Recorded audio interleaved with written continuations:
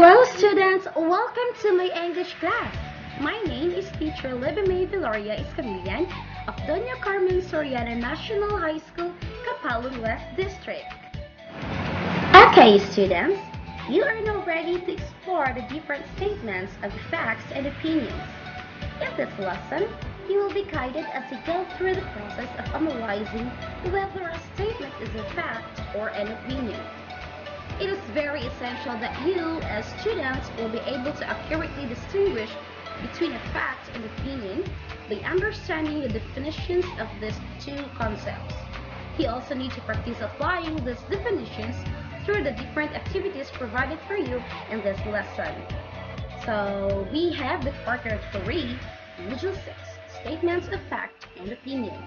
Our competency for today: react to what is asserted or expressed in a text. Our objectives in this lesson: the first one, distinguish fact from opinion. Second, understand fact and opinion. And lastly, react to assertion or expression made by the author in the text using fact or opinion.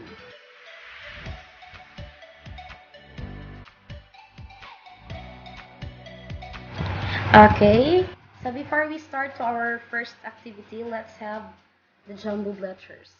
So this time, I want you to arrange the jumbled letters on screen. We have the first one.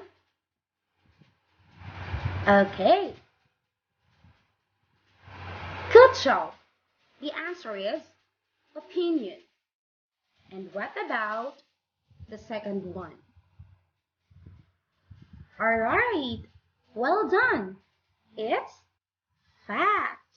So this morning we're going to discuss about opinion and fact. Here we go. And for the unlocking of difficulties, we have fact. It has dedicated her life in helping the poor person. Social distancing and wearing a face mask will help lessen the spread of the virus, if not prevent it from spreading. So to prevent, we better wear facial mask and follow the health protocols. Now moving on to the opinion. What is it? So an opinion is a feeling, judgment, belief, or conclusion that cannot be proven true by objective evidence. For example, is it really true that COVID-19 can affect to 60 to 80 years old only? Definitely, it's not true. So this statement is an opinion basing on the age group that the virus has spread through. Not only old people get affected, rather everyone may get affected by the virus, no matter what age group we belong. That's it. So second example, people infected with COVID-19 will get very sick and die. This statement is also an opinion.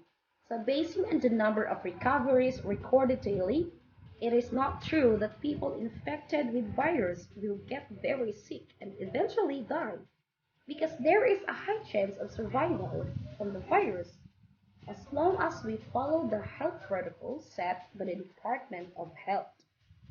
So that is the reason why it is an example of an opinion statement. Now let's proceed to our next activity. So after listening to the discussion about fact and opinion, let's identify each as fact and opinion and express your ideas about the following statements below.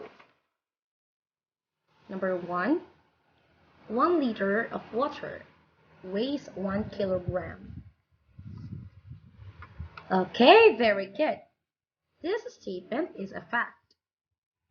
So 1 liter of water has a mass of almost exactly 1 kilogram when measured at its maximal density, which occurs at about 4 degrees Celsius. Number 2, there are 50 states in the United States.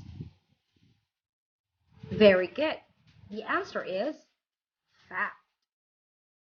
So there are 50 states and Washington, D.C. So the last 2 states to join the Union were Alaska, the 49th, and Hawaii the 50th. So they both joined in 1959.